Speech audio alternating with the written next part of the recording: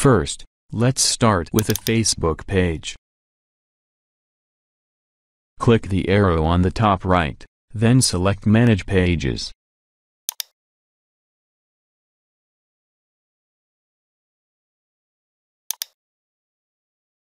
Select the page you want to add an admin to.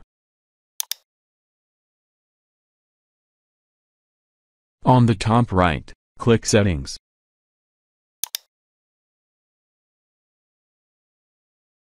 On the left, select Page Roles.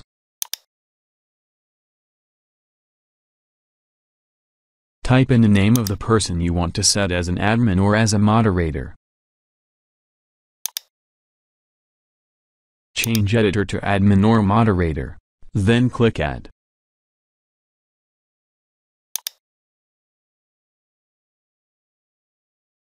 Now, let's add an admin or a moderator to a group.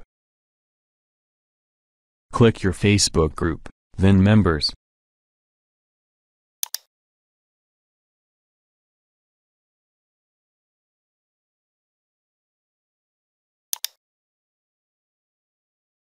Type in a member name, click the button on the right, then select Make Admin or Make Moderator.